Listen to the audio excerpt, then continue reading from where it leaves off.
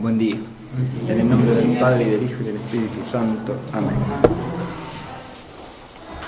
La clase pasada nos introdujimos en el tema de la fe a través de un panorama de la fe en el Antiguo Testamento. Titulamos la clase La fe de Abraham, porque centramos la exposición en la figura de Abraham como padre de la fe, como arquetipo de la fe veterotestamentaria, que es a su vez la raíz de la fe del Nuevo Testamento. Este es el tema de la clase de hoy, la fe según el Nuevo Testamento, que es la fe cristiana o la fe del cristiano, que es el título de nuestra clase de hoy. Lo primero que quiero hacer es una breve referencia introductoria a lo que podríamos llamar el horizonte de partida del tema de la fe neotestamentaria. Esa fe del Nuevo Testamento, que es la fe en Jesucristo, es una fe que presupone como raíz vital la fe del pueblo de la Antigua Alianza. Ese es un dato de todo el Nuevo Testamento. La fe del Nuevo Testamento es una continuidad y una plenificación de la fe veterotestamentaria. Por lo tanto, no podemos entenderla sino a partir de ella. Pero además esto tiene una expresión histórica concreta, y es que, como él mismo Jesucristo dice, él vino a buscar a las ovejas perdidas de la casa de Israel. Es decir, su misión se concreta en el seno, en el ámbito del pueblo de Israel. Pero otro dato elemental del Nuevo Testamento es que esa fe viene a traer la salvación y la vida eterna a todos los pueblos, a todas las naciones. Por lo tanto, esa remisión directa e inmediata a la tradición del pueblo del Antiguo Testamento hay que completarla con otra visión, y es lo que los padres de la Iglesia dieron en llamar la preparación evangélica de los pueblos paganos, de los gentiles. Y este no es un tema traído desde fuera del propio Nuevo Testamento, sino que está planteado en la interioridad del Nuevo Testamento y precisamente en relación con la fe. Los evangelios de Mateo y Marcos nos traen un episodio que podemos recordar a este respecto. Es el episodio de la mujer que el uno llama cananea y el otro sirofenicia. Es una mujer que se acerca a Jesucristo para pedirle que sane a su hija. Y Jesucristo le contesta que él ha venido para las ovejas perdidas de la casa de Israel y que no se ha de dar el pan a los perros. O sea, le contesta de una manera que en principio suena dura y despectiva. Es una mujer no judía, es una mujer sirofenicia, ese sería el dato preciso, o sea, de Fenicia, es una fenicia, ¿no? Siria Fenicia es una denominación geográfica propia de la época, tanto en la época helenística como en el Imperio Romano. La Siria era el nombre general de todo el área del Asia sobre el Mediterráneo, digamos, el llamado corredor, ¿no? Desde el norte de la Siria propiamente dicha hasta el extremo meridional de Palestina. Entonces se llamaba Siria.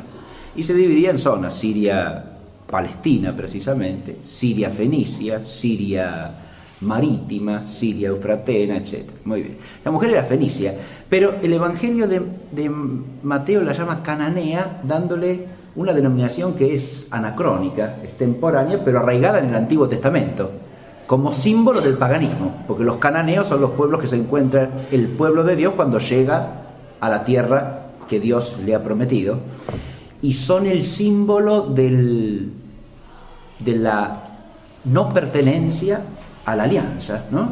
Y de la posibilidad de la contaminación idolátrica. Por eso el nombre cananea tiene una connotación también despectiva.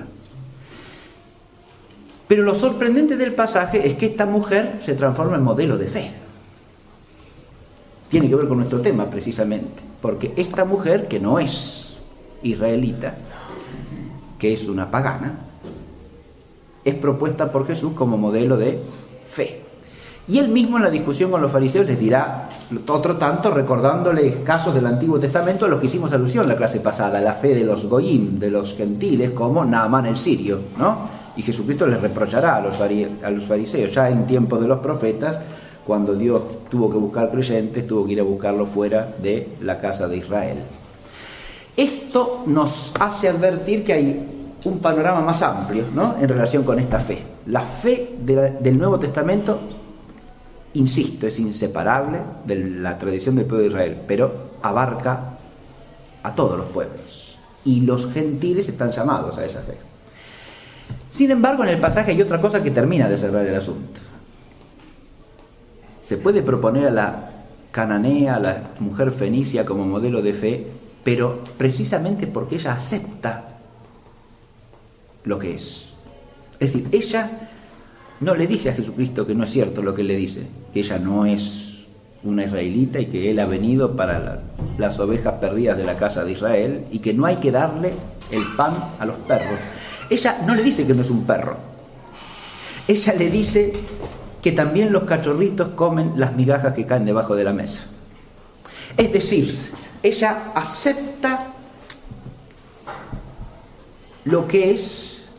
Y los padres de la Iglesia, al comentar ese pasaje, explicarán que en eso es símbolo del auténtico creyente, el que acepta que no es más que un cachorrito. El término perro es despectivo también en el Antiguo Testamento y en la tradición de Israel. Es un animal impuro, es un animal indeseable, no es un animal al que se le tira afecto como tenemos nosotros, ¿no? Es un animal despreciado. Decirle a alguien perro es insultarlo en las lenguas semíticas, En la tradición árabe, islámica hasta el día de hoy, cuando el mayor insulto que se dice a alguien es perro infiel, ¿no? Un perro infiel. Perro es un concepto, es un nombre despectivo, pero esta mujer lo acepta sobre sí misma y en eso muestra el espíritu de pobreza del que hablamos también en la clase pasada. Es decir, tiene ese espíritu de reconocerse miserable delante de Dios. No va delante de Dios diciéndole, yo soy esto, devolveme lo que merezco, sino que se acepta delante de Dios como una pobre persona pecadora.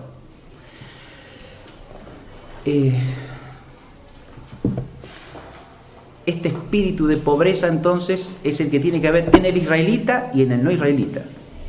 Es decir, en el hijo del pueblo de Israel o en el gentil para poder acceder a la fe verdadera. Esa aceptación de la propia miseria me hace acordar de otra cosa ya en otro extremo de la historia, ¿no? La fe cristiana a lo largo de los siglos ha creado costumbres a ese respecto, que hoy día lamentablemente no vemos reflejadas en la realidad social o muy escasamente. En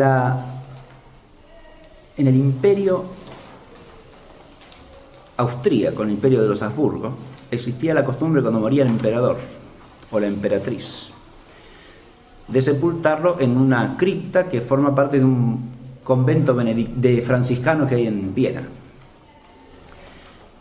Y parte de la ceremonia fúnebre consistía en esto: se llevaba el ataúd con los restos del emperador o de la emperatriz, su esposa, o de algún príncipe de la casa real, lo mismo, hasta la entrada de la cripta, que estaba cerrada, y entonces se golpeaba. Y desde adentro el prior del convento preguntaba, el padre prior, ¿quién llama? ¿Quién quiere que se le dé entrada? Y entonces se decía, fulanito de tal, emperador de tal, príncipe de tal, todos los títulos, una larga lista de títulos, que eran títulos a patadas, ¿no? Pasaba 10 minutos diciendo los títulos, muy bien. Y de adentro, cuando terminaba de decir todos los títulos, de adentro se decía, no lo conocemos. Entonces volvían a golpear. ¿Quién llama? ¿Quién quiere que se le dé entrada? Y entonces contestaba, fulanito, con el nombre de bautismo, con el nombre de pila. Fulanito, un hombre pecador. Y entonces se le abrían las puertas y se le dejaba pasar. Es decir, esto es la mujer cananea, ¿sí? Es la actitud del que se reconoce necesitado delante de Dios y sabe lo que es. No es la humildad como verdad, ¿sí? como la auténtica ubicación del hombre delante de Dios. Quería empezar por acá para que esto ilumine la totalidad de la clase que vamos a desarrollar. La clase tiene 3 partes. En primer lugar, voy a tratar de ubicar el dato fundamental del Nuevo Testamento sobre la fe en relación con los evangelios sinópticos y la figura y la persona de Jesucristo. Y después ya voy a pasar a presentar esquemáticamente el enfoque sobre la fe en la teología de Pablo y en la teología de Juan. Y según como vayamos de tiempo, a esos enfoques panorámicos le agregaremos el comentario de algún texto en particular, en cada caso, de Pablo y de Juan. Muy bien. Pero vamos a empezar con Jesús y la fe. Y para eso vamos a leer 2 textos que están en el programa, que nos dan el marco para el tratamiento de este primer punto. El primer texto está en el capítulo 1 de Marcos, versículos 14 y 15. Y dice así: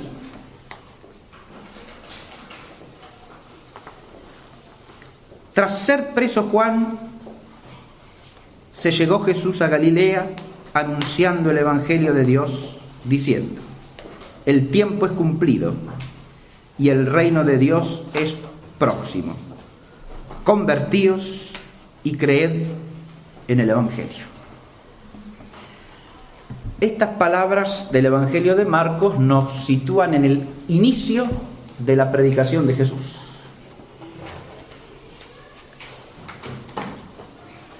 La circunstancia histórica es tras ser preso Juan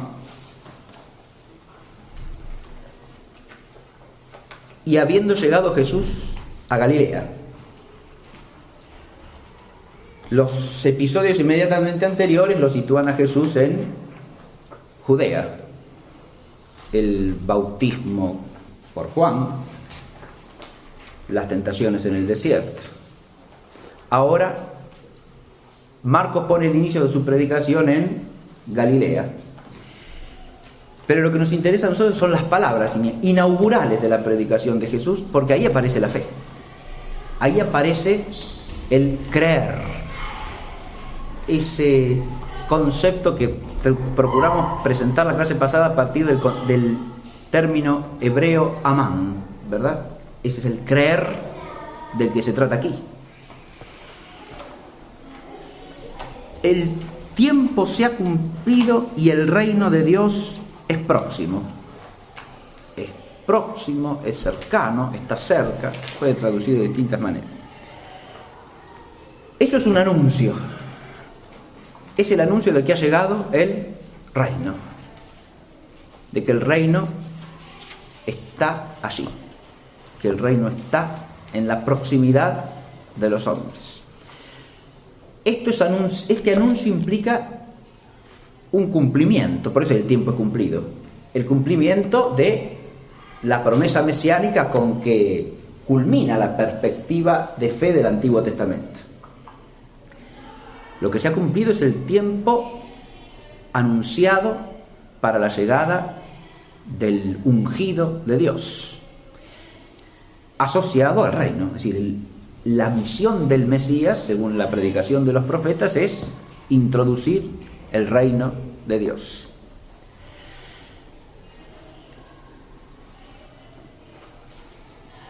Y aquí Jesús dice que el reino está próximo y que el tiempo se ha cumplido. Ahora, ante ese anuncio, pide 2 cosas a los que le oyen. La primera, convertíos.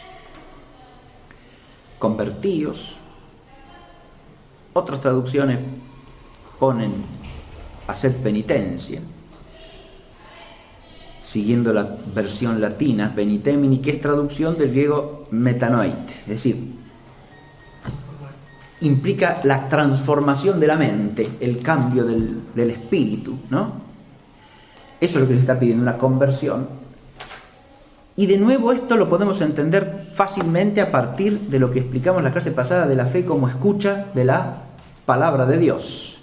Porque dijimos que para escuchar la palabra de Dios, para poder recibirla en una actitud de fidelidad, el hombre tiene que abrir su mente a lo que la trasciende.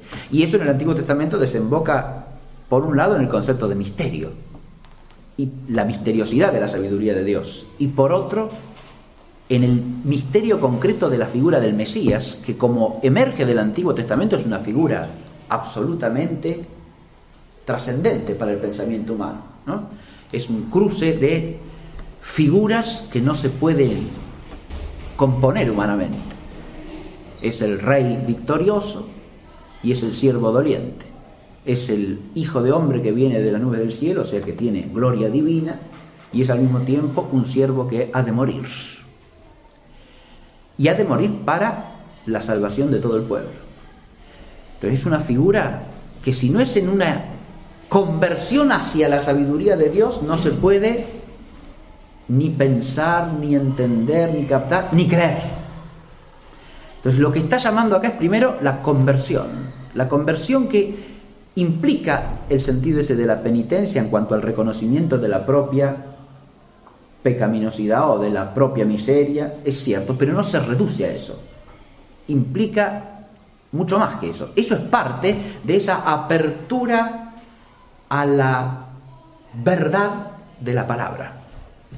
Sin eso no hay conversión. A la verdad en el sentido que después vamos a explicar, ¿no? Una verdad que abarca no solo lo inteligible, sino también la realidad que se vive. Convertidos, ¿no?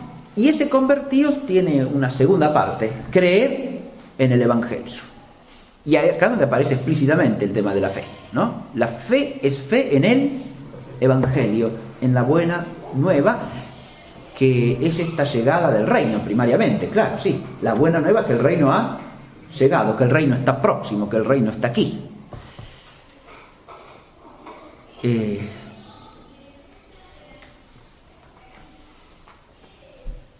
Ese término evangelio implica también un concepto del Antiguo Testamento, y es la idea de, por un lado, las maravillas de Dios, ¿no? Que ya habíamos comentado, o sea, las obras grandes que hace el Señor.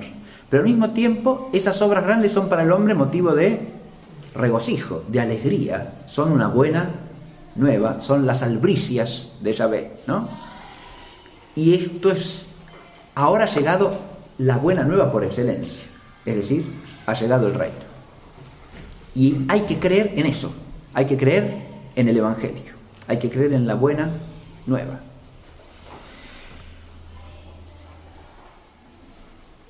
El otro texto es de Marcos también, y está al final del Evangelio de Marcos, un poquito antes del cierre. Dice: al fin se manifestó a los 11 reclinados y les reprendió su incredulidad y dureza de corazón, ya que no habían creído a quienes lo habían contemplado resucitado.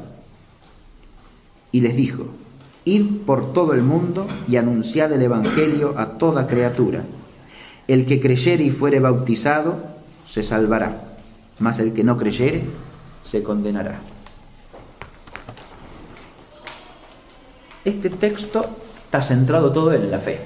Primero, el texto nos sitúa en la manifestación de Jesucristo resucitado a los 11.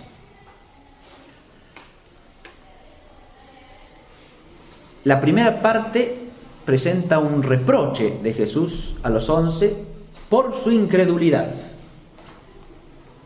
decir, por una falta de fe. Le reprocha a los apóstoles, que van a ser el fundamento de la Iglesia, que él ha puesto como fundamento de la Iglesia, su incredulidad, porque no han querido dar fe a los que le habían visto resucitado, no siendo ellos mismos, ¿no? Es decir, resuena aquí el mismo tema de Tomás, ¿no? En el Evangelio de Juan.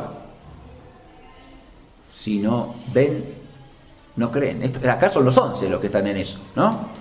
Porque acá dice que no han creído a los que le habían visto resucitado, ¿no? Acá el reproche se dirige a los 11. Están en una situación análoga a la que representa Tomás en el Evangelio de Juan.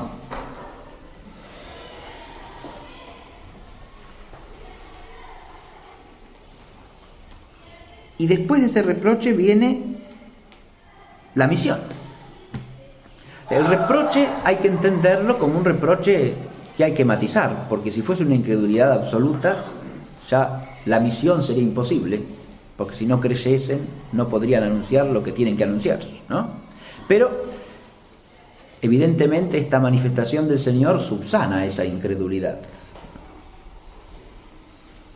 Ven y creen. Ahí ya se abre un tema que es profundísimo, ¿no? Porque todo el Evangelio de Juan tiene como uno de sus hilos centrales esto. Basta ver para creer. Y sabemos que no por los sinópticos también, porque a Jesús lo veían muchos. Lo veían los signos que hacía y sin embargo no creían.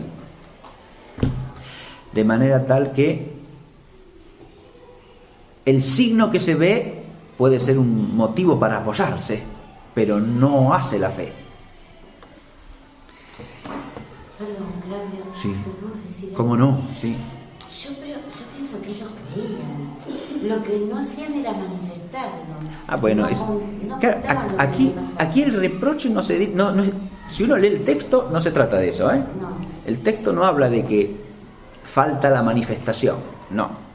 El texto está hablando acá de una incredulidad porque no han prestado fe a los que le han visto resucitar.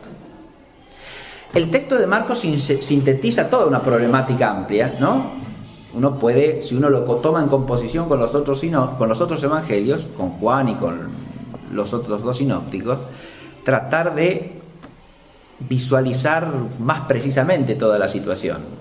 El texto de Marcos es en esto, como en todo en general, sintético, es decir, no desarrolla los pormenores, sino que presenta un panorama muy generalizador de un hecho. Por eso yo hice acá hincapié exegéticamente en ese asunto de que lo que se atribuye en Juan a Tomás solo, acá está atribuido a los 11. No quiere decir que los 11 no creyesen, es decir, está presentando un problema que afecta a los 11 como cuerpo, como colegio de los apóstoles, ¿está claro? Entonces puede ser uno, puede ser dos, puede ser uno solo, no importa. En la perspectiva de Marcos no interesa el detalle, él está generalizando y está hablando de una incredulidad allí, ¿está claro?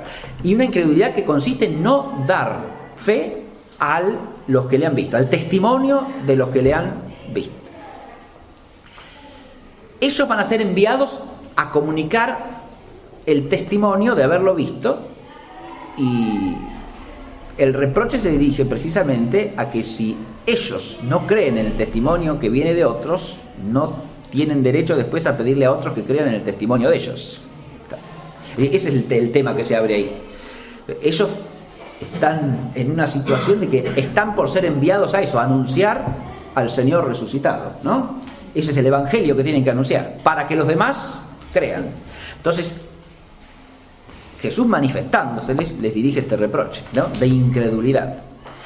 Insisto, no se puede tratar de una incredulidad total, porque si no, no habría posibilidad de la misión, ¿no? Y es una incredulidad que se subsana, eso es evidente, ¿no? Pero está el reproche de la incredulidad, eso es lo que Marcos quiere dejar presentado, hay constancia de esto. Con eso culmina un tema, que es la dificultad de los mismos discípulos para creer a lo largo del Evangelio.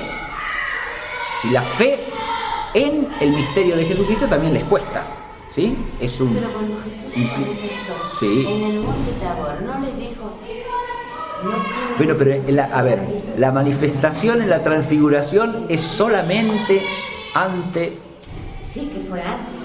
No, pero además es solamente ante 3 de los 12, no es ante el colegio de los apóstoles, ¿no? Es una manifestación particular ante Pedro, Santiago y Juan. Además es una cosa anterior a la resurrección, ¿está claro? Bien, ¿sí? Y advirtamos esto, en la perspectiva global, total del Nuevo Testamento, la fe de los apóstoles se hace plena recién con la venida del Espíritu Santo. Ahí es la fe íntegra y no antes. Ese es Pentecostés. Recién ahí empiezan a predicar. Recién ahí su fe está plena, no antes de eso. Ahora, esta misión que se les encomienda es correlativa al texto de la misión, obviamente, de Mateo capítulo 28, ¿no? Ir por todo el mundo y anunciar el Evangelio a toda criatura, dice el texto de Marcos. El que creyere, ahí está la universalidad de la misión, ¿no? El texto de Mateo contiene una fórmula mucho más precisa y de sabor mucho más original, mucho más aramea en su formulación inclusive, y mucho más bíblica también, que es, el Señor les manda ir y hacer discípulos a todos los pueblos gentiles. Acá se les manda anunciar el Evangelio a toda criatura. Estas dos fórmulas son equivalentes, pero la fórmula mateana es mucho más profunda desde el punto de vista teológico. Lo que quiere destacar Marcos es algo con lo que terminamos este comentario introductorio de los dos textos. Marcos quiere acá destacar que el que creyere ese anuncio y fuere bautizado, acá está el bautismo que está también mandado en Mateo, ¿no? Ese se salvará, mas el que no creyere se condenará. Estas son esas fórmulas del Evangelio que hoy día a veces parece que nosotros mismos los cristianos queremos esconder debajo de la mesa, ¿no? Claro, pero ahí hay que acordarse de otras palabras del Señor, ¿no? Aquel que se avergonzare de mí delante de los hombres, yo me avergonzaré de él delante de mi Padre. Nosotros hoy día tenemos la tendencia precisamente a no ser como yo traté de mostrar en la introducción, ¿no? Creemos que hasta le podemos enmendar la plana a Dios, que somos más misericordiosos y más justos que Dios mismo. No tenemos actitud de discípulos. No sabemos oír la palabra de Dios. La palabra de Dios a veces puede ser dura para el hombre, pero es la palabra de Dios. No es nuestro invento, no es nuestra invención. Y si es la palabra de Dios, en el fondo es luz, es verdad, es claridad, por más que a nosotros nos cueste entenderla, por más que nosotros no veamos el cómo, como Abraham con respecto a ese hijo que se le pedía en sacrificio y que él creyó que iba a vivir, aun cuando lo sacrificase.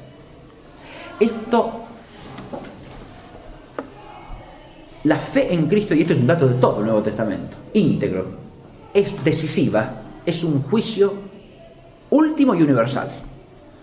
Esto está en el Evangelio de Juan, está en los sinópticos, y es lo que dice este texto de Marcos. No es la presentación de una posibilidad entre otras. Si le gusta, tómela, y si no, búsquese otra. No es eso. La fe cristiana es incompatible con esa manera de pensar. ¿Por qué? Y porque no se trata de un camino humano para un fin humano. Se trata del único camino que Dios nos regala, nos da gratuitamente para nuestra salvación.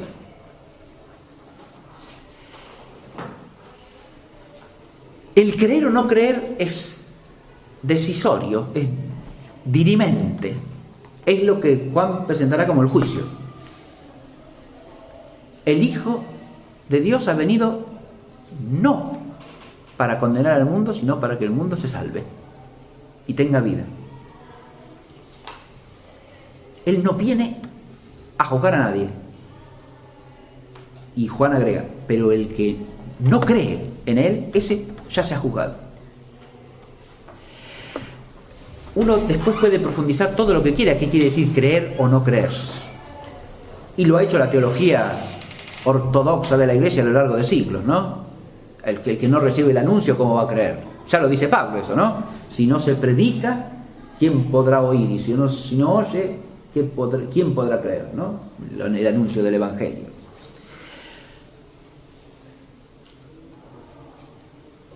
La perspectiva de que el anuncio sea suficientemente lúcido, a su vez, suficientemente honesto y suficientemente claro como para que el que está llamado a creer crea, es otro problema, que recae sobre los que creen, precisamente. Si los que creemos lo anunciamos suficientemente, ¿no? De manera tal que el que no cree pueda llegar a creer. Todos estos son problemas que se pueden plantear, pero el dato original es este. Y es un dato ante el cual la fe es precisamente aceptar el misterio de que esta fe es lo que dirime el destino último del hombre. Este es el sentido de la fe en el Nuevo Testamento. El destino último del hombre, de todo hombre. Acá Marcos dice, a toda criatura tiene que ser anunciado ese evangelio, ¿no? El destino último de todo hombre está ligado a la fe o a la no fe en el evangelio.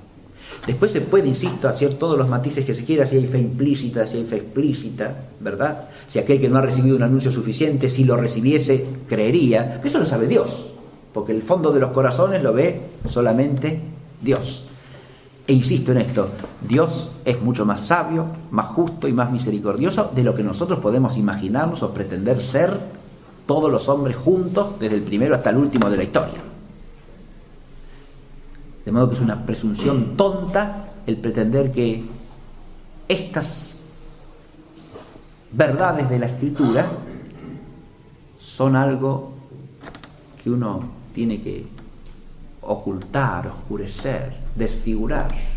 Porque eso es desfigurar el sentido mismo de la fe.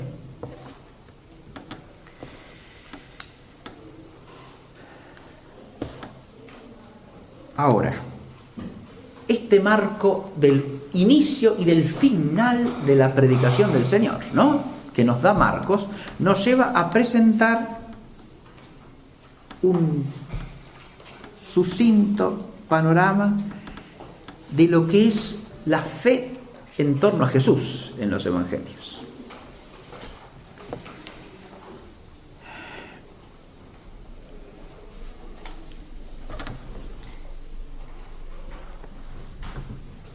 Vamos a hacer un pequeño ejercicio didáctico nada más en esta partecita, que consiste en esto. Todos conocemos los datos fundamentales de los evangelios, la figura del Señor como está presentada en los evangelios. Entonces, lo que se me ocurre a mí es situarnos en la posición de un hombre que vive en ese momento y se encuentra con este hombre, Jesús de Nazaret, que empieza predicando esto, ¿no? Ha llegado el reino de Dios, convertíos y creed en el evangelio. Este hombre empieza a predicar esto constantemente y a hablar del reino de Dios constantemente, a enseñar el misterio del reino en parábolas, a hablar de bienaventuranzas del reino que resultan estremecedoras para todo espíritu humano. Bienaventurados los pobres, bienaventurados los que lloran, bienaventurados los mansos, bienaventurados los que sufren persecución por causa de la justicia, etc. Este hombre habla del reino y al mismo tiempo hace signos que muestran que el reino ha llegado.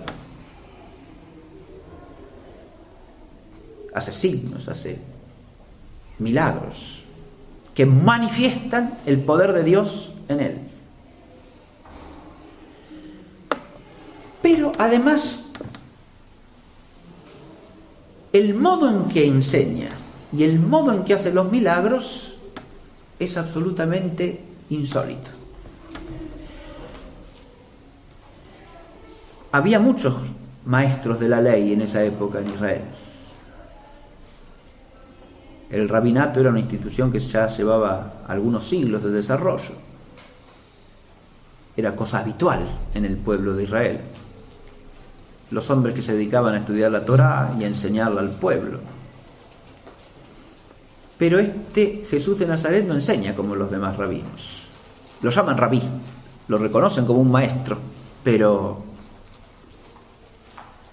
se asombran todos del modo en que enseña. Enseña como quien tiene autoridad propia. Ahora, enseñarle al pueblo de Dios con autoridad propia es pretender que ese es Dios. Porque el pueblo de Dios está para aprender la palabra de Dios. Por eso los rabinos decían, está escrito en la Torá. Dice la palabra de Dios esto. Pero este hombre dice, en la Torá está escrito esto. Ahora yo os digo tal y tal. Es decir, afirma una autoridad que es la autoridad divina. Él habla con la autoridad de Dios. Cuando realiza milagros, lo mismo. Los realiza como quien tiene poder por sí mismo para realizarlos.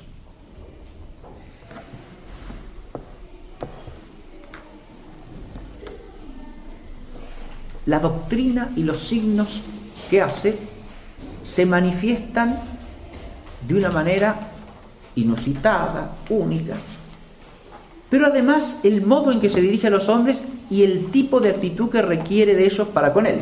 Les pide, por ejemplo, que si no lo aman a él más que a su padre, a su madre, a su hermano, a su hermana, a su propia vida, a su propia alma, no pueden ser sus discípulos. Pide ese amor para él. De nuevo, eso es pretender que es Dios en la mente del pueblo del Antiguo Testamento. Eso es clarísimo. ¿A quién se puede amar por encima de todo? Escucha, Israel, el Señor tu Dios, el Señor es único. Amarás al Señor tu Dios con todo tu corazón, con toda tu alma, con toda su fuerza. Por encima de todas las cosas, claro. Esto está en el oído constante, ¿no? Entonces, si alguien dice que hay que amarlo por encima de todo, ese es Dios, y claro. Esto nos lleva ante la pretensión fundamental con que se anuncia el Evangelio. El Evangelio del Reino es el Evangelio que anuncia un hombre. Uno de los datos más notables del Evangelio de Juan es enfatizar que la revelación viene a través de un hombre, de ese hombre concreto que es Jesús de Nazaret. Es el único Evangelio en el cual al principio aparece, ¿se acuerdan? Aquello ¿de dónde he encontrado al Mesías? Es Jesús de Nazaret. De Nazaret puede salir algo bueno. Eso muestra ese contraste que en los sinópticos aparece de otras maneras, ¿no? La incredulidad de los de su familia, de la familia, del lugar de origen, pero Juan lo extiende a la totalidad. Es lo que dirá Pablo como el escándalo. El escándalo no es solo la cruz. El escándalo es que ese hombre pretenda ser Dios. Por eso, pero este escándalo lo sufren los mismos discípulos, los mismos que él se ha elegido, ¿no? Y ahí está la pregunta: ¿quién es este? ¿No? ¿Quién es este? ¿Quién dicen los demás que soy yo? ¿No? Les pregunta. Y finalmente eso va a suscitar la confesión de Pedro, ¿no? Tú eres el Cristo, el Hijo del Dios viviente. Esa es la confesión de fe, cuya respuesta es que Jesús le dice: tú eres Pedro y sobre esta piedra edificaré mi iglesia. Pero esos mismos son los que han preguntado: ¿quién es este que hasta el viento y el mar le obedecen? ¿Quién es este? Esa pregunta centra todo el Evangelio y toda la fe. La fe en Jesucristo es fe en que ha llegado el reino, sí señor, o sea en que Él es el Mesías, sí, pero si quedamos allí no tenemos la fe del cristiano. Esa no es la fe del cristiano. La fe del cristiano no es confesar que Jesús de Nazaret es un profeta, no, que habla de parte de Dios, ni que Jesús de Nazaret es el Mesías ungido de Dios, un hombre ungido por Dios para traer su reino. No, eso no es la fe cristiana. La fe es confesar que ese hombre, que es el ungido de Dios, es el mismo Dios, el Hijo de Dios, que es Dios el mismo. Este es el dato fundamental de la fe del Nuevo Testamento. Por eso la fe neotestamentaria es la fe en una persona. Es la fe en esa persona que es el Hijo de Dios, que es el Mesías. Esa persona es hombre, pero esa persona es Dios. Este es el misterio de la fe, así lo llamará Pablo. Este es el misterio de la encarnación, la perspectiva de Juan. El Logos, que existía eternamente junto al Padre, se hizo carne y habitó entre nosotros. Esa es la expresión sintética del objeto propio de la fe cristiana. La fe cristiana es fe en el Hijo unigénito del Padre, que se ha hecho hombre para salvar a la humanidad. Ese es el misterio de salvación y es el misterio del reino. O sea que el reino consiste ¿en qué? Recién ahora el reino revela su figura. Y a través de este misterio de quien trae el reino. Porque en definitiva Él es el reino. El reino es el mismo. El reino es el rey. Aquí. El reino y el rey son inseparables porque el rey es el rey de la gloria. Es el Señor.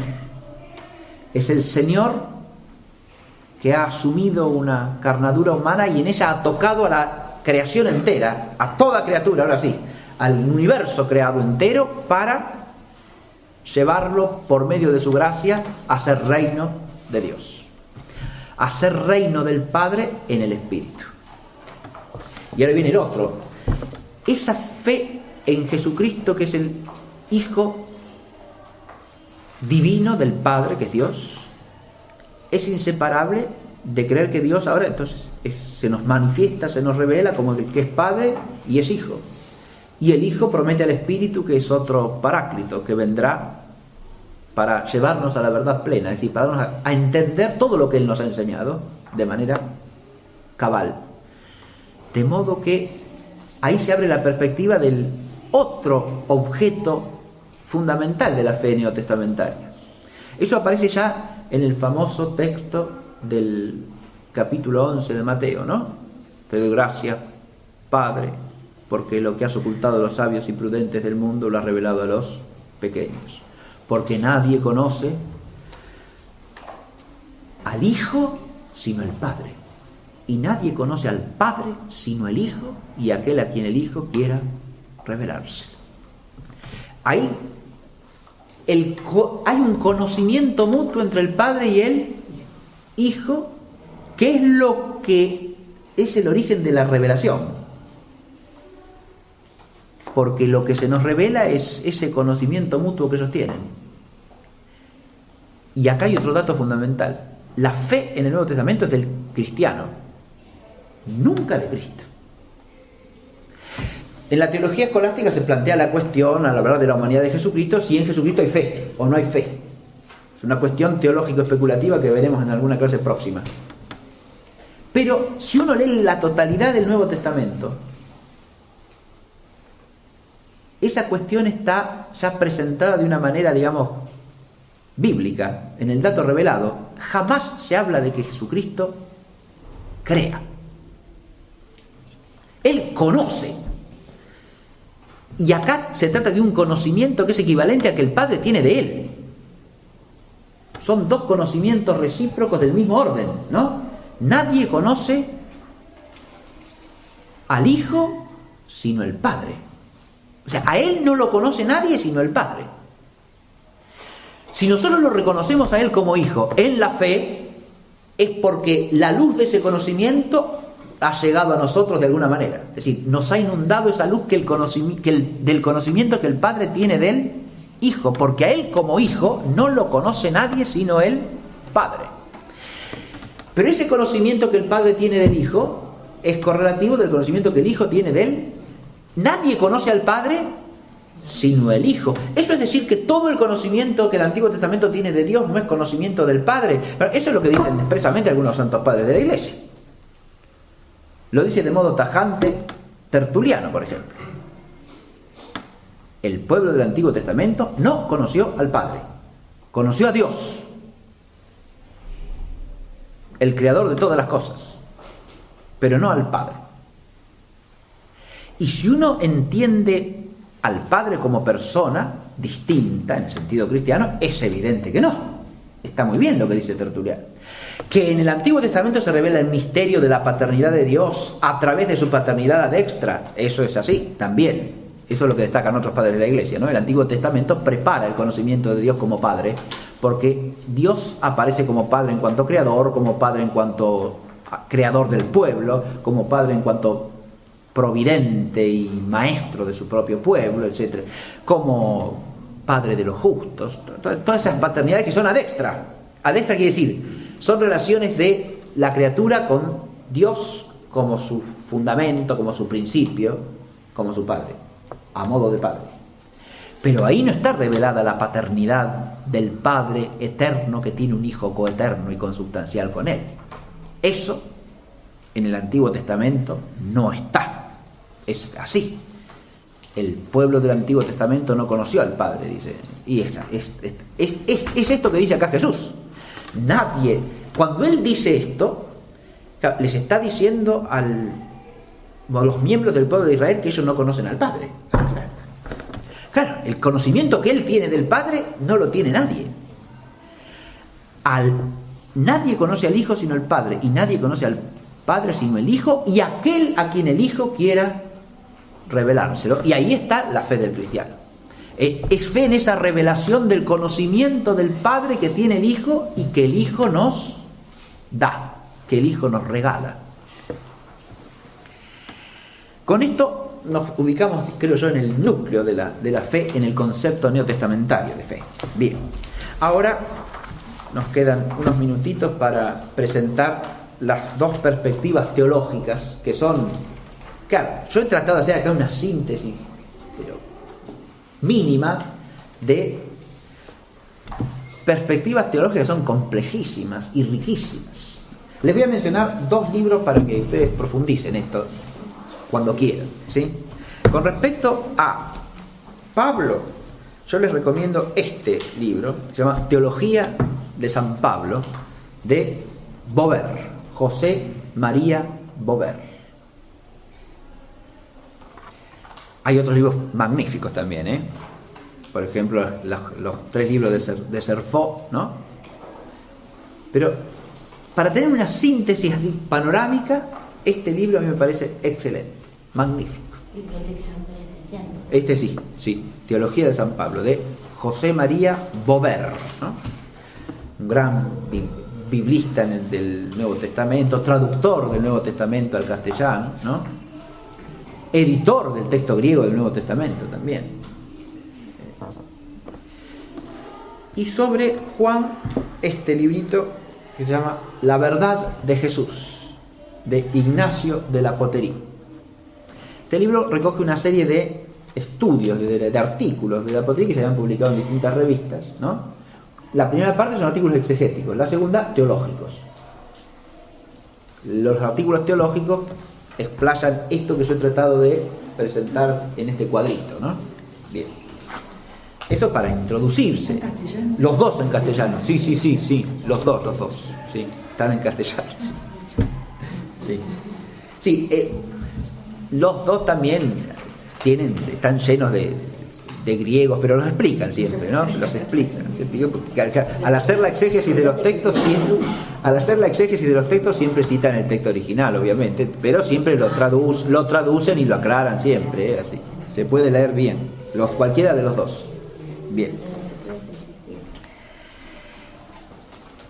La perspectiva paulina en torno a la fe. Bien, este cuadrito, voy a tratar de hacer una introducción al cuadrito después.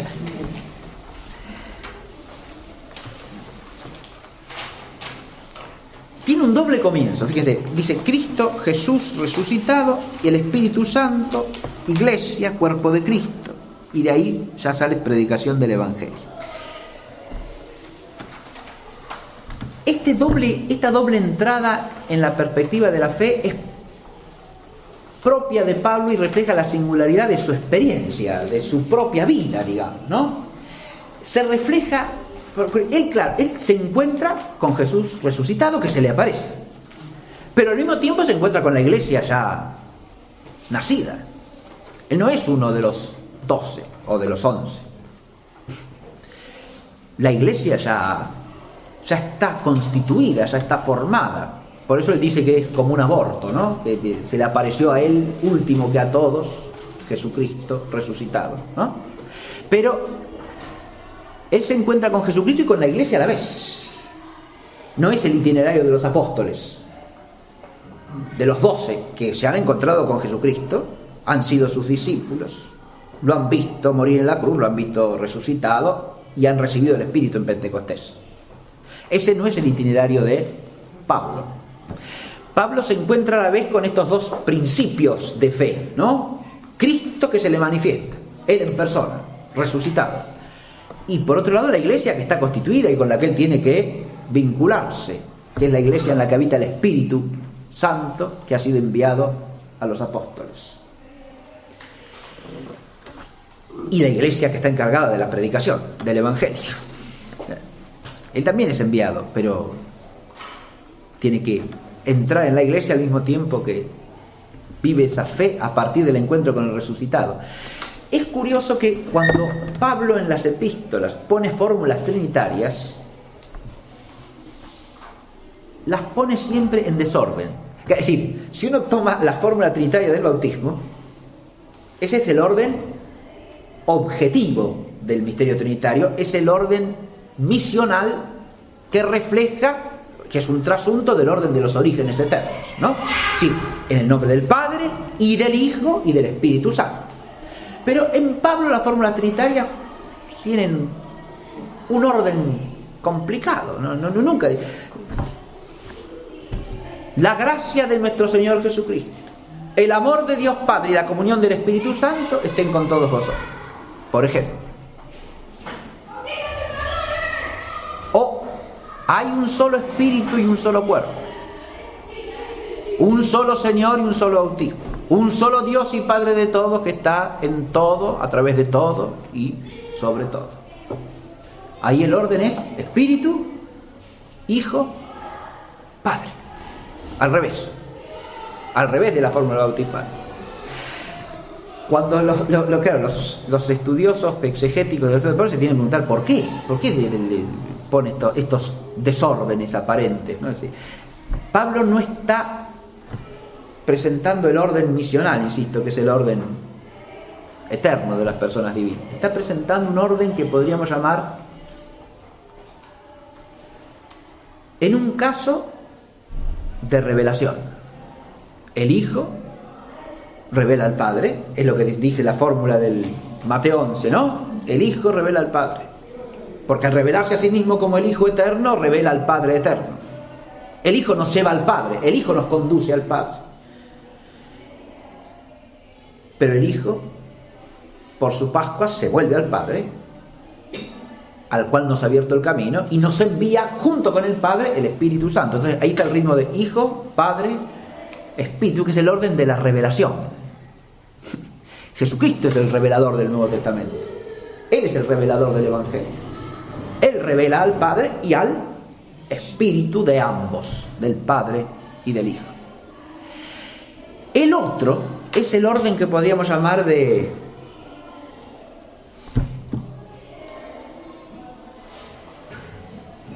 comunión vital en la iglesia. Porque la comunión vital en la iglesia es en el Espíritu. Y es la de la fe. Es la comunión de la fe. Si participamos de la fe en el Espíritu. Y el Espíritu, esto lo dice Pablo, es el que nos hace decir Jesús es el Señor. Y nos hace decir Abba, Padre. Es por el Espíritu que podemos reconocer que Jesús es el Señor, y por el Espíritu que podemos decir Abba, Padre. Espíritu, Hijo, Padre. El Espíritu nos hace decir Jesús es el Señor, es el que nos da la fe en Él resucitado como Hijo unigénito del Padre. Y es el Espíritu el que nos permite decir con Él, por Él, con Él y en Él, Abba, Padre. Porque el Espíritu nos hace hijos en el Hijo, y entonces nos hace capaces de decir Abba, Padre. Con esto tenemos la entrada en la perspectiva paulina. Es una entrada trinitaria y cristológica a la vez, pero con dos puntos de origen, digamos: Cristo mismo y el Espíritu del Señor. De ahí viene la conexión directa con la fe. ¿Por qué? Porque la fe es la fe del bautismo, Pablo. Claro. La fe es la fe del bautismo. ¿Y el bautismo qué es? El bautismo es lo que nos inserta en Cristo resucitado y nos hace partícipes del cuerpo de Cristo, que es la Iglesia vivificada por su Espíritu. ¿Está claro esto, no? Bien. Ahora, esa fe bautismal nos incorpora en el cuerpo, nos hace parte del cuerpo de Cristo, que es la Iglesia. Esa es una imagen paulina, ¿verdad? De modo que la fe es inseparable del formar parte del cuerpo, que es la Iglesia.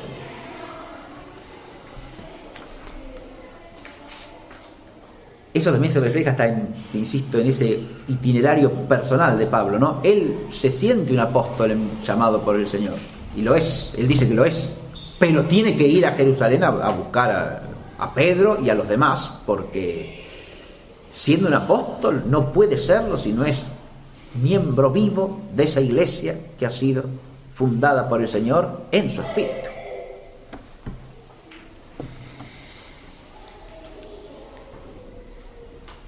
Somos incorporados en el cuerpo. Al ser incorporados en el cuerpo somos vivificados por el Espíritu. El Espíritu nos da la vida, nos anima, nos comunica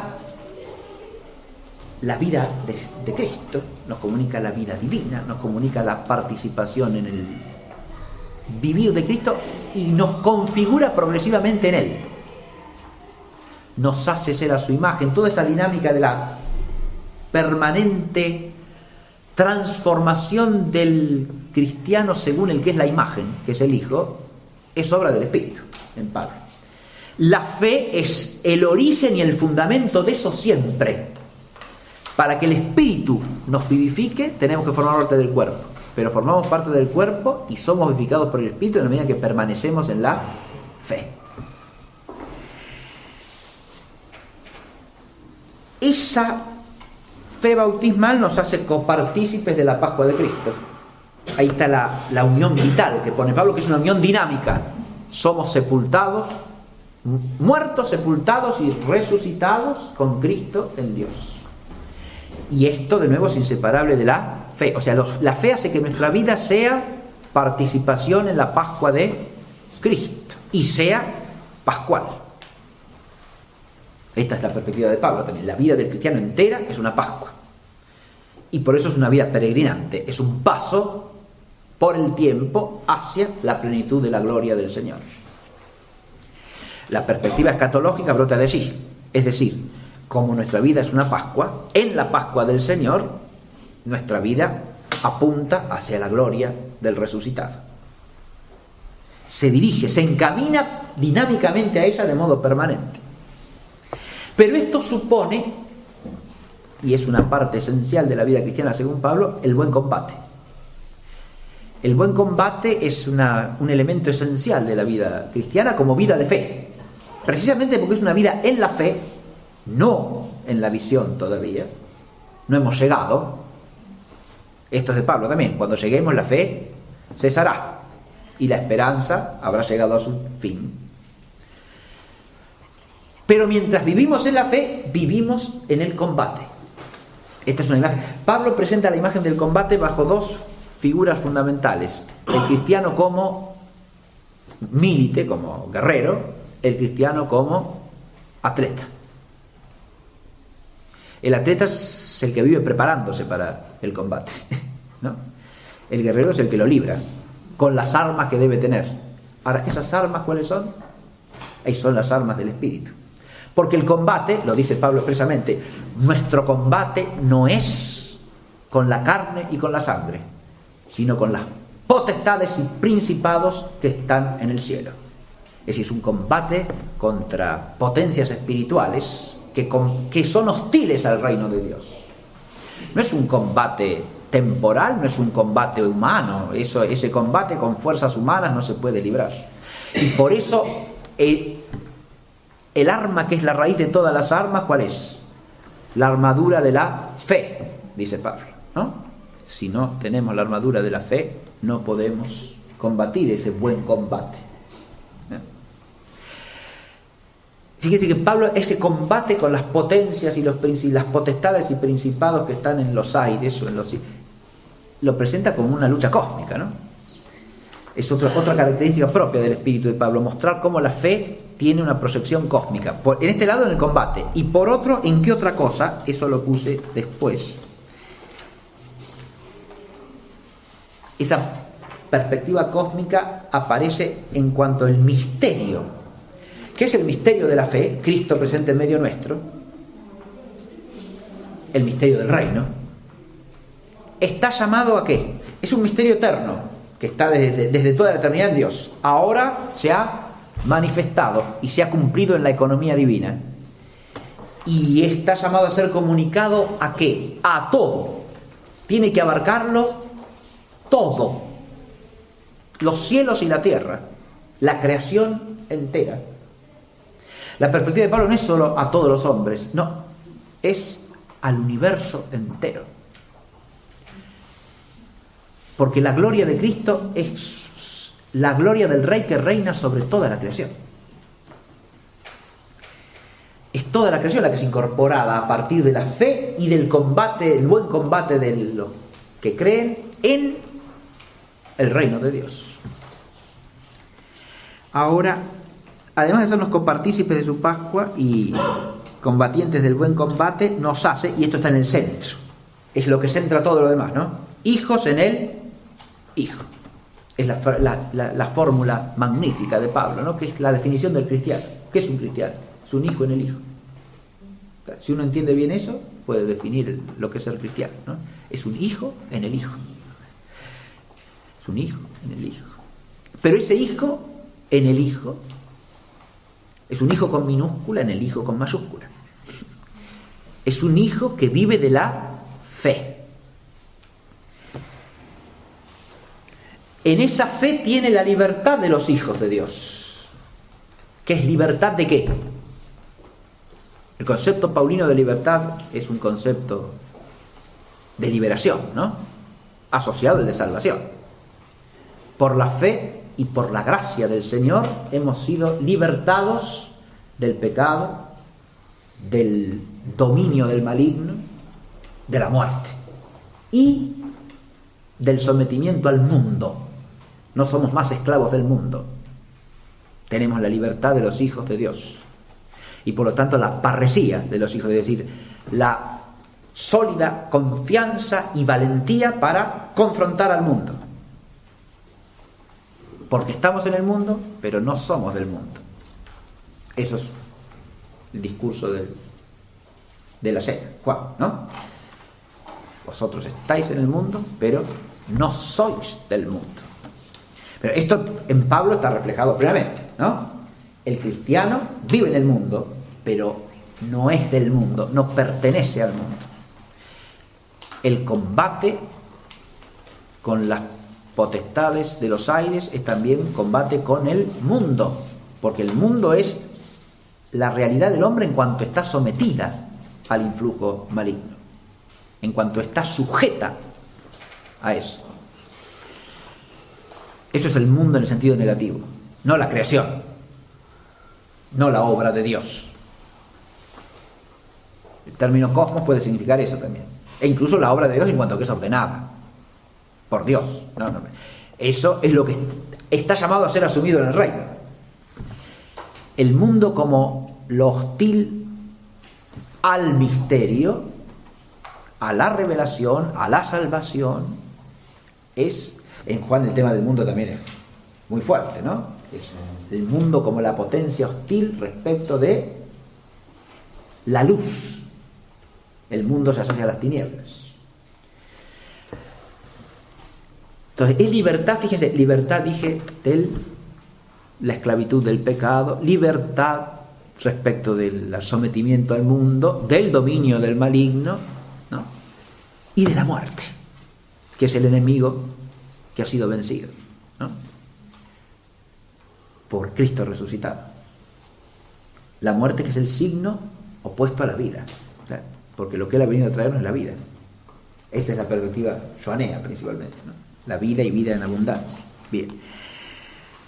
Como somos libertad de los hijos, quiere decir que somos hombres nuevos, nueva creación, nueva criatura.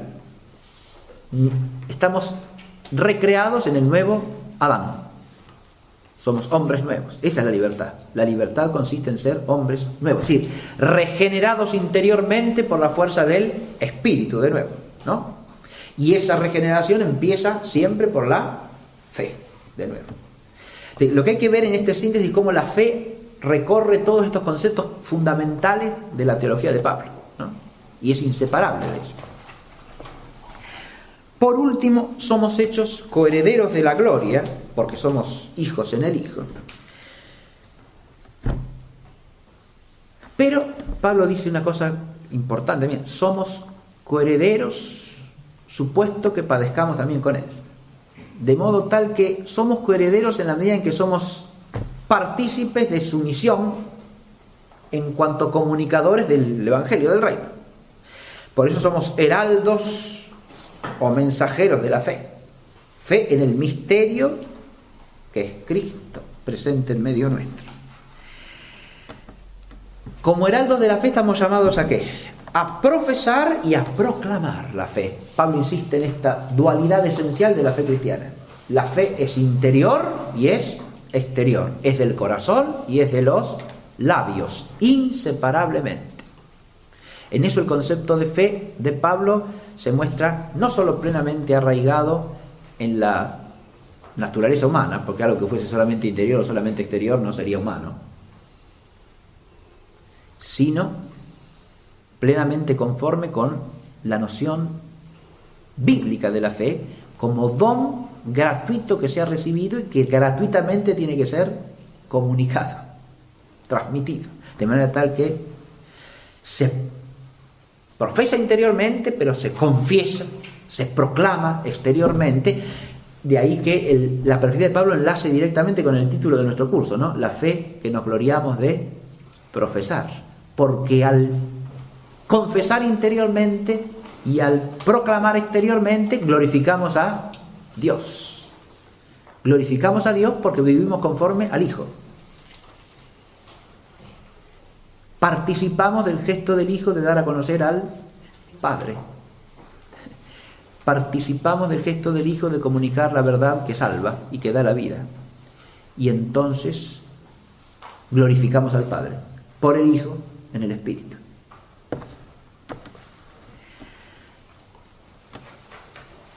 Esta vida de profesión de fe es vida en Cristo y es alabanza al Señor en todo y por todo. Hacedlo todo con acción de gracias. Esa acción de gracias, ¿dónde brota? Y de la fe. De la fe vivida. No solo de la fe proclamada, sino de la fe vivida. Ahora viene el otro, hay que ir al otro costado. Solo la gracia de Cristo salva. Esa gracia de Cristo es la belleza o el resplandor de Dios sobre nosotros. La gracia nos hace, eso es un tema que recorre, Beauvais lo presenta hermosamente ese tema, no es eso, es acá. Beauvais presenta bellísimamente este tema de cómo Pablo concibe la gracia como un resplandor de la gloria de Dios en nosotros. En cuanto que la gracia nos transforma, él dice que tiene una concepción estética de la gracia. Estética en el sentido de que hay muchas fórmulas de Pablo donde se habla de cómo la gracia nos hermosea, nos hace brillar, nos hace resplandecer, nos transfigura y nos hace brillar en el Señor, ¿no? Entonces la gracia es el resplandor de la gloria de Dios en el creyente. Esto tiene que ver con la fe, claro, con la fe que es la que salva, porque aquí viene el tema clásico de la fe y la justificación, ¿no? Pero nosotros a ese tema le dedicamos un curso largo al análisis de la epístola a los romanos, ¿verdad? Es un tema que en realidad, si uno lo estudia objetivamente en base a los textos de Pablo, Gálatas o Romanos, no tiene posibilidad de desfiguración objetiva, ¿no? Porque primero, el concepto de fe en Pablo es un concepto integral de fe. La fe no se reduce a un acto intelectual. Es el amán bíblico. Implica la inteligencia, pero implica también la vida que sigue a la inteligencia, la vida entera, el corazón y la vida, todo. Es decir, es una integridad. Uno puede en algunos textos ver que se matice más lo intelectual o cognitivo, sí señor, como hace extremadamente el texto de la epístola de Santiago cuando dice que el demonio también cree y tiembla. Ahí se trata de creer como puro asentimiento intelectual, que no tiene más remedio. Claro que sabe, cree que es así, pero es un creer que no puede ser acompañado y secundado por el afecto ni por la voluntad. Ahí creer solamente se refiere a un asentir intelectual.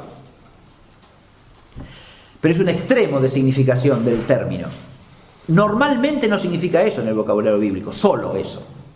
Se puede enfatizar que empieza por ahí, y de hecho la idea de creer empieza por el asentir, con la inteligencia, con el pensamiento, con la mente, con el juicio. Pero ese es en un orden natural. Claro, pero claro, empieza por ahí. Pero en el concepto bíblico digo, en el orden natural también, claro.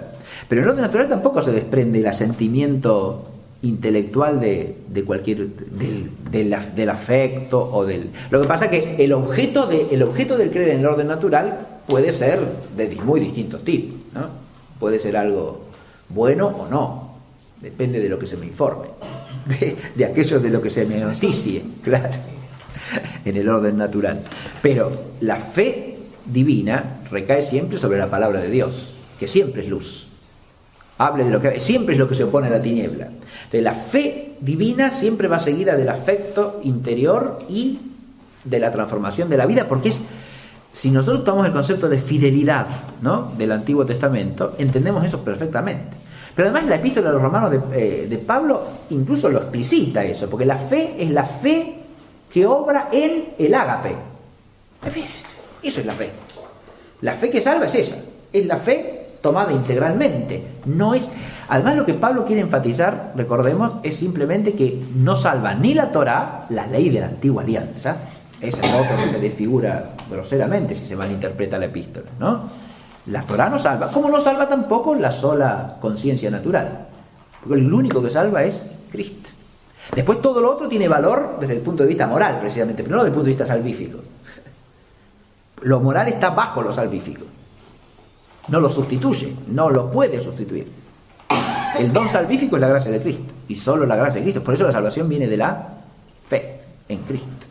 Pero esa fe es auténtica si es una fe vital, operante, activa, a través de la cual la gracia de Dios nos transfigura, nos hace hombres nuevos. La fe que no hace hombre nuevo no es fe en la mente de Pablo. Es la fe que vivifica, la fe que da la vida. Si no, no es fe. Bueno, vamos, a Juan lo conocemos bien, pero Juan, vamos a decir una palabrita de Juan y nos vamos, ¿sí? Sí, una breve cosa, sí. Sí, muy cortita, muy breve, sí. Muy cortita, ya nos vamos, ¿sí?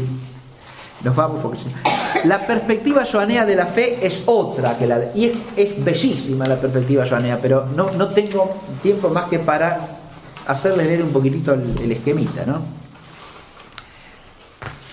Empecé la perspectiva por el testimonio de Juan el Bautista, ¿no?, que es un punto de partida ahora para el itinerario vital de Juan, ¿no? Si según reconstruya uno la vida de Juan partiendo de los datos de los evangelios, parece lo más probable que Juan está vinculado al grupo de los discípulos del Bautista, de modo que lo encuentra Jesús a partir de allí, del testimonio del precursor. Su hermano Andrés es el hermano de Andrés, el hermano de Pedro, es el primer llamado, ¿no? Y junto a Andrés hay otro que Juan no nombra.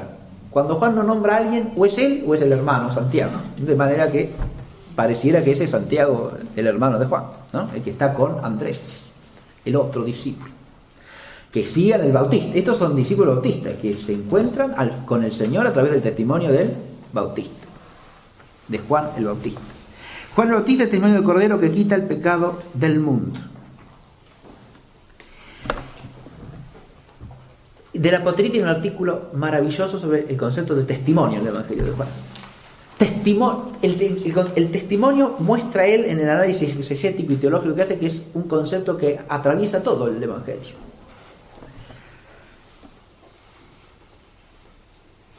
Claro, tenemos el testimonio del Bautista. El Bautista da testimonio de Juan, pero el Bautista da testimonio de Juan el Bautista da testimonio del Señor, da testimonio de Jesús. Eso es lo que quise decir. El Bautista da testimonio de Jesús porque ve un signo que el Padre le ha confiado, de modo que el testimonio en definitiva lo da el Padre. Jesús da testimonio acerca de sí mismo, pero él dice: no soy yo quien da testimonio, es el Padre quien da testimonio de mí. Y después los discípulos son llamados a dar testimonio, y claro, porque son enviados a dar testimonio del Señor. Y Juan al final dice que escribe todo el Evangelio como testigo para que los demás crean. Es decir, está dando testimonio. Pero todos los testimonios tienen unidad. ¿Por qué? Porque todos los testimonios suponen la revelación. Y la revelación viene del Padre, en definitiva. Y llega a su culminación por el Hijo. Y el conocimiento de la revelación culminada del Hijo se hace posible plenamente por el Espíritu que es enviado, porque Él nos lleva a la verdad plena. De manera que de nuevo acá engarzamos desde la idea de testimonio y de revelación la contemplación del misterio trinitario como centro de la fe cristiana, ¿no? En el eje de la revelación y del testimonio está el testigo por excelencia, que ¿quién es? Claro, Juan viene para dar testimonio, pero él es el precursor. ¿De quién? El precursor del Verbo encarnado, del Logos hecho carne, que es la revelación suprema del Padre. Él es la gracia de la verdad. Prólogo, ¿no? La ley no fue dada por medio de Moisés, la gracia de la verdad por Jesucristo. Ese texto de la Potería lo analiza también espectacularmente bien. La exégesis que hace de ese versículo es admirable, ¿no? Directamente, por eso yo traduje acá la gracia de la verdad, porque es una endíadis, ¿no? Es decir, lo que dice la gracia y la verdad, literalmente el griego. Pero eso vale, es una expresión, es un semitismo que hay que entender por la gracia de la verdad, el don de la verdad, ¿sí? Analiza lo que significa gracia en Juan, que no es la gracia de Pablo, es otra noción, es otro concepto. Bien, otra visión, sí. Bueno, es la luz del mundo y es la vida. Todo esto se relaciona directamente con la fe, ¿sí? Porque el Logos encarnado, ¿qué es? Es la palabra eterna de Dios, es la revelación suprema. Es lo que coincide con la perfección de la epístola de los hebreos, ¿no? En otro tiempo habló Dios a nuestros padres por medio de hombres, pero ahora nos ha enviado su único Hijo. Ahora, ese Hijo es el Logos. Es el Logos, por lo tanto, es la revelación suprema porque es la palabra. Pero ojo, Juan enfatiza que es el Logos que está vuelto al Padre. En el comienzo del prólogo dice eso, ¿no? En el principio existía el Logos, y el Logos estaba, a veces se traduce junto a Dios, cabe Dios.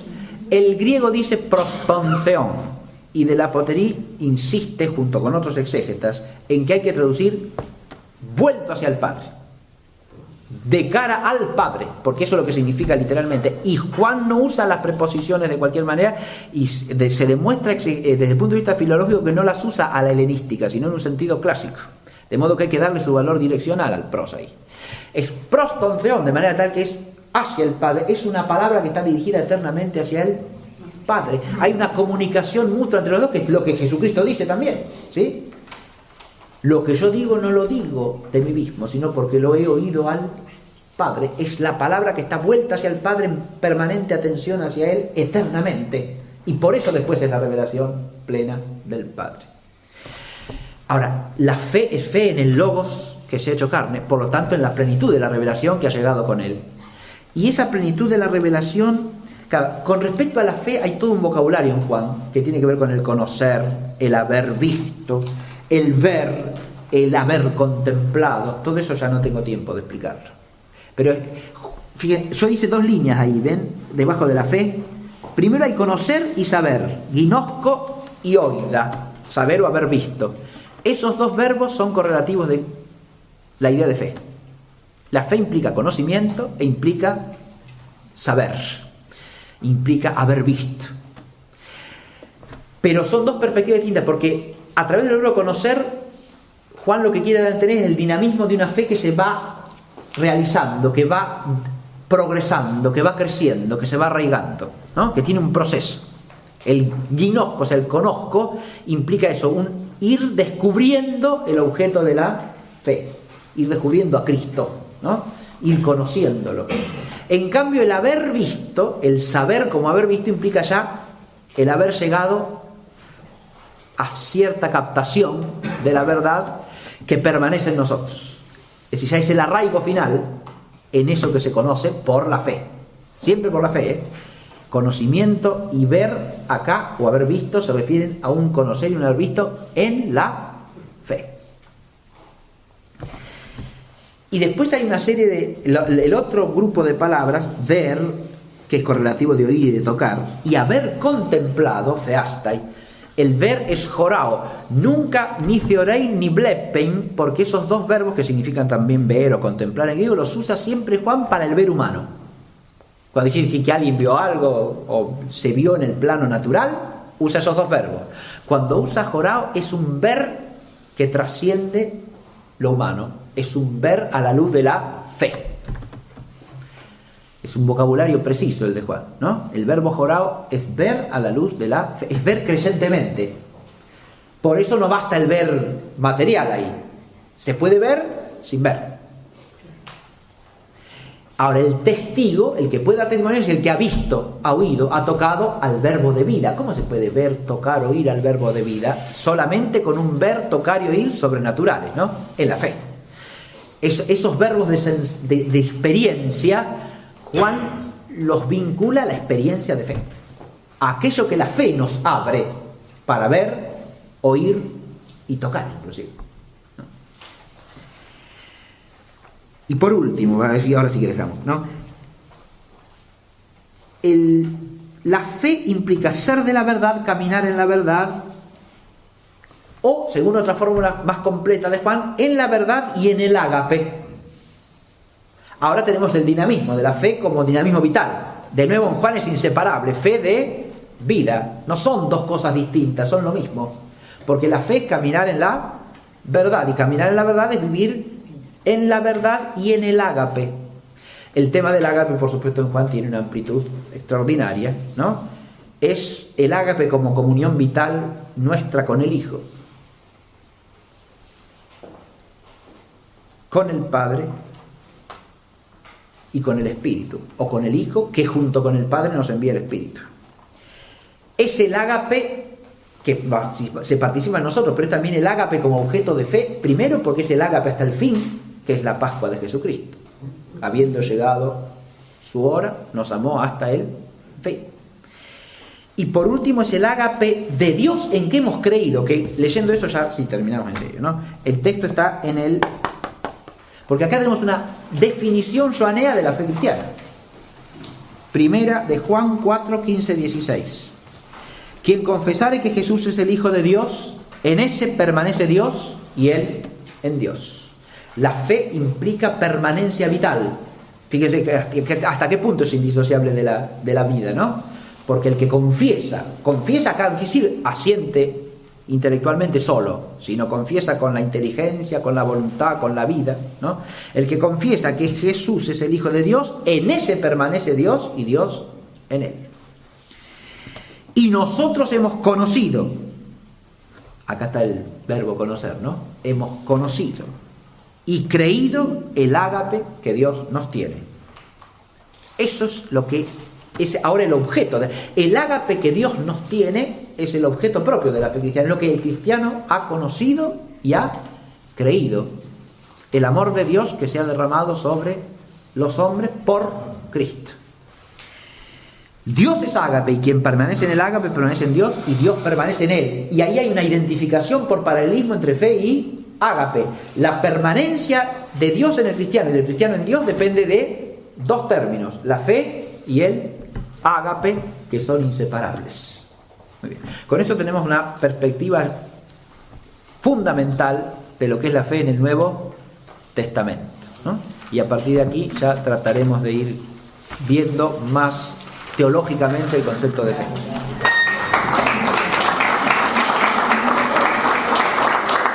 Esta de una manera que en principio suena dura y despectiva. Es una mujer no judía, una mujer sirofenicia, ese sería el dato preciso, o sea, de Fenicia, es una fenicia, ¿no? Siria Fenicia es una denominación geográfica propia de la época, tanto en la época helenística como en el Imperio Romano. La Siria era el nombre general de todo el área del Asia sobre el Mediterráneo, digamos, el llamado corredor, ¿no? Desde el norte de la Siria propiamente dicha hasta el extremo meridional de Palestina. Entonces se llamaba Siria. Y se dividía en zonas: Siria Palestina precisamente, Siria Fenicia, Siria Marítima, Siria Eufratena, etc. Muy bien. La mujer era fenicia, pero el Evangelio de Mateo la llama cananea, dándole una denominación que es anacrónica, extemporánea, pero arraigada en el Antiguo Testamento, como símbolo del paganismo, porque los cananeos son los pueblos que se encuentran el pueblo de Dios cuando llega a la tierra que Dios le ha prometido, y son el símbolo de la no pertenencia a la alianza, ¿no? Y de la posibilidad de la contaminación idolátrica. Por eso el nombre cananea tiene una connotación también despectiva. Pero lo sorprendente del pasaje es que esta mujer se transforma en modelo de fe. Tiene que ver con nuestro tema precisamente, porque esta mujer, que no es israelita, que es una pagana, es propuesta por Jesús como modelo de fe. Y él mismo en la discusión con los fariseos les dice: es un animal al que se le tira afecto, como tenemos nosotros, ¿no? Es un animal despreciado. Decirle a alguien perro es insultarlo en las lenguas semíticas, ¿eh? En la tradición árabe, islámica hasta el día de hoy, cuando el mayor insulto que se dice a alguien es perro infiel, ¿no? Un perro infiel. Perro es un concepto, es un nombre despectivo, pero esta mujer lo acepta sobre sí misma. Y en eso muestra el espíritu de pobreza del que hablamos también en la clase pasada. Es decir, tiene ese espíritu de reconocerse miserable delante de Dios. No va delante de Dios diciéndole: yo soy esto, devolveme lo que merezco. Sino que se acepta delante de Dios como una pobre persona pecadora.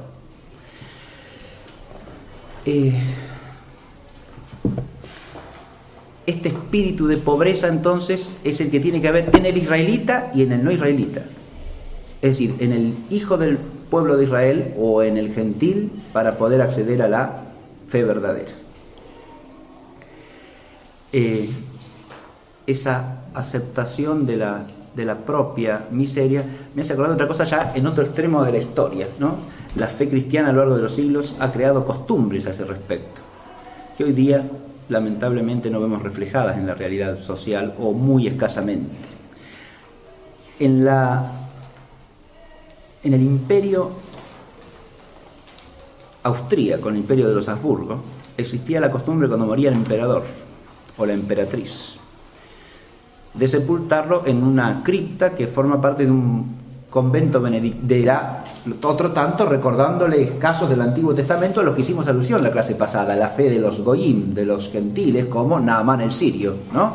Y Jesucristo les reprochará a los fariseos, ya en tiempos de los profetas, cuando Dios tuvo que buscar creyentes, tuvo que ir a buscarlos fuera de la casa de Israel. Esto nos hace advertir que hay un panorama más amplio, ¿no?, en relación con esta fe. La fe del Nuevo Testamento insisto, es inseparable de la tradición del pueblo de Israel, pero abarca a todos los pueblos. Y los gentiles están llamados a esa fe. Sin embargo, en el pasaje hay otra cosa que termina de cerrar el asunto. Se puede proponer a la cananea, a la mujer fenicia como modelo de fe, pero precisamente porque ella acepta lo que es. Es decir, ella no le dice a Jesucristo que no es cierto lo que él le dice, que ella no es una israelita y que él ha venido para las ovejas perdidas de la casa de Israel y que no hay que darle el pan a los perros. Ella no le dice que no es un perro. Ella le dice que también los cachorritos comen las migajas que caen debajo de la mesa. Es decir, ella acepta lo que es, y los padres de la Iglesia al comentar ese pasaje explicarán que en eso es símbolo del auténtico creyente, el que acepta que no es más que un cachorrito. El término perro es despectivo también en el Antiguo Testamento y en la tradición de Israel. Es un animal impuro, es un animal indeseable, no era concreta. Y es que, como él mismo Jesucristo dice, él vino a buscar a las ovejas perdidas de la casa de Israel. Es decir, su misión se concreta en el seno, en el ámbito del pueblo de Israel. Pero otro dato elemental del Nuevo Testamento es que esa fe viene a traer la salvación y la vida eterna a todos los pueblos, a todas las naciones. Por lo tanto, esa remisión directa e inmediata a la tradición del pueblo del Antiguo Testamento hay que completarla con otra visión, y es lo que los padres de la Iglesia dieron en llamar la preparación evangélica de los pueblos paganos, de los gentiles. Y este no es un tema traído desde fuera del propio Nuevo Testamento, sino que está planteado en la interioridad del Nuevo Testamento y precisamente en relación con la fe. Los evangelios de Mateo y Marcos nos traen un episodio que podemos recordar a este respecto. Es el episodio de la mujer que el uno llama cananea y el otro sirofenicia. Es una mujer que se acerca a Jesucristo para pedirle que sane a su hija. Y Jesucristo le contesta que él ha venido para las ovejas perdidas de la casa de Israel y que no se ha de dar el pan a los perros. O sea, le contesta. Buen día. En el nombre del Padre y del Hijo y del Espíritu Santo. Amén. La clase pasada nos introdujimos en el tema de la fe a través de un panorama de la fe en el Antiguo Testamento. Titulamos la clase La fe de Abraham, porque centramos la exposición en la figura de Abraham como padre de la fe, como arquetipo de la fe veterotestamentaria, que es a su vez la raíz de la fe del Nuevo Testamento. Este es el tema de la clase de hoy, la fe según el Nuevo Testamento, que es la fe cristiana o la fe del cristiano, que es el título de nuestra clase de hoy. Lo primero que quiero hacer es una breve referencia introductoria a lo que podríamos llamar el horizonte de partida del tema de la fe neotestamentaria. Esa fe del Nuevo Testamento, que es la fe en Jesucristo, es una fe que presupone como raíz vital la fe del pueblo de la Antigua Alianza. Ese es un dato de todo el Nuevo Testamento. La fe del Nuevo Testamento es una continuidad y una plenificación de la fe veterotestamentaria. Por lo tanto, no podemos entenderla sino a partir de ella. Pero además esto tiene una expresión histórica